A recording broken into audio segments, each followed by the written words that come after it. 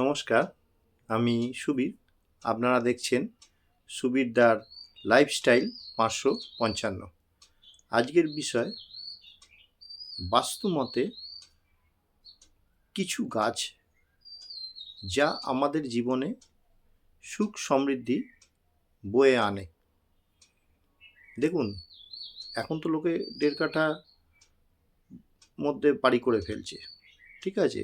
শহরাঞ্চলে হয়তো এই গাছগুলো পোতা অসম্ভব, ঠিক আছে।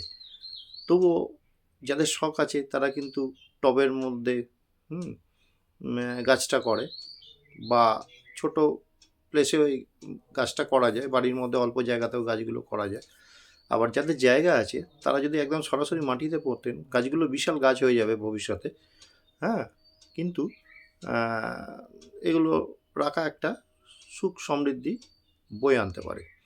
যেমন বলছি, কলা গাছ।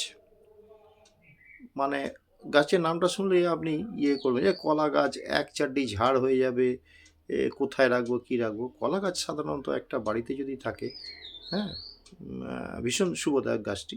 এই কলা গাছটা উত্তর পূর্ব দিকে বা উত্তর দিকে পোঁতা যায় গাছটা। এবার এটা হচ্ছে কি, একটা বড় ইয়েতে করে গামলার মধ্যেও গাছটা করা যায়, ঠিক আছে। হয়তো কলাটার কাঁদি অত বড় হবে না, মোচা অত বড় হবে না, ঠিক কথাই, কিন্তু ছোট ছোট হবে।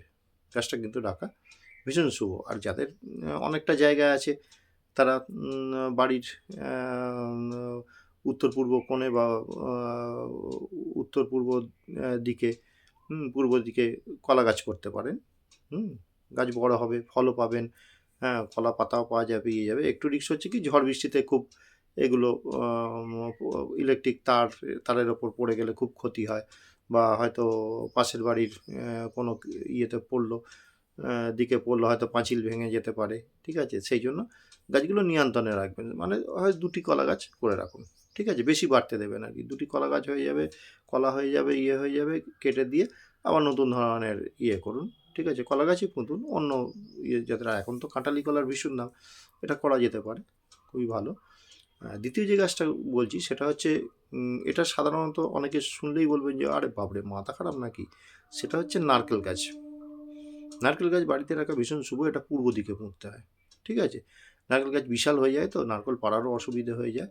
হ্যাঁ, নারকেল পাতা পড়ে, কখনো নারকেল মানে ডাব পুষ্ট হওয়ার পরে যখন নারকেল হয়, দোমালি হয়ে যায়, তখন গাছ থেকে পড়লে, মাথায় পড়লে কারোর মাথা ফেটে যেতে পারে, অনেক সমস্যা আছে। কিন্তু এটাকে করা যায় একটা ড্রামের মধ্যে করে, বা খুব অল্প জায়গার মধ্যে। এখন দেখবেন ছোট ছোট, হ্যাঁ, গাছে নারকেল হচ্ছে এখন। হাজারি নারকেল বলে আর কি, ছোট গাছ হয়, বেশি হয় না। খুব বেশি হলে হয়তো 12 ফুট বা 15 ফুট হবে, তার বেশি হবে না, ঠিক আছে। তাহলে এটা নিয়ন্ত্রণে রাখা যায় গাছটাকে। এর থেকে ডাবও পাওয়া যাবে, যাবে। এটা একটা মঙ্গলজনক জিনিস, ঠিক আছে। আর নারকেলের চাহিদা তো সর্বত্র। একটা ডাবের দাম কি মার্কেটে গেলেই বুঝতে পারবেন। হ্যাঁ, ছোটো ঘটে বসানোর জন্য একটা ডাব 50 টাকা 60 টাকা চায়, ঠিক আছে। তা যদি জায়গা থাকে, যদি পরিশ্রম করতে পারেন, বাড়ির মঙ্গল আনতে পারেন, তাহলে এই গাছ একটা করতে পারেন। আর একটা বলছি যেটা হচ্ছে আম গাছ। এই গাছটা কিন্তু বিশাল হয়ে যায়, হ্যাঁ, বুঝে সুঝে পুঁততে হয়। আপনি যদি ছোট জাতের আনেন, আম্রপালি বলে হয়, যে আম্রপালি যে গাছটা, আম্রপালি গাছটা দোফালা ফল দেয়, ঠিক আছে, বা অসময়ে ফল দেয়। এই গাছটা করতে পারেন বাড়ির দক্ষিণ দিক বা দক্ষিণ পশ্চিম দিকে, এটা করতে পারেন। আম গাছ বাড়িতে রাখাও খুব মঙ্গলদায়ক, শুভ। তা এই আম গাছ, নারকেল গাছ আর কলা গাছ যদি বাড়িতে রাখা যায়, ঠিক আছে, তা বলে বনসাই করবেন না যেন, খবরদার। একটা ছোট কোটোর মধ্যে ভরবেন না। পারলে পরে আপনি একটা বড় টবে বা বড় ড্রামের মধ্যে গাছটা করুন, তাহলে গাছটা বাড়বে, ঠিক আছে। কারণ বনসাই গাছ কিন্তু প্রচলিত রীতি অনুযায়ী, হ্যাঁ, বাড়িতে রাখতে নেই। এখনকার দিনে করে সবাই, হ্যাঁ, বট গাছের বনসাই করলো, গাছের বনসাই, কিন্তু এগুলো বনসাই গাছ করবেন না যেন, ঠিক আছে। তো এই 3টে গাছ যদি বাড়িতে রাখা যায়, নারকেল গাছ, আম গাছ এবং কলা গাছ, বাড়িতে সুখ সমৃদ্ধি বিরাজ করে।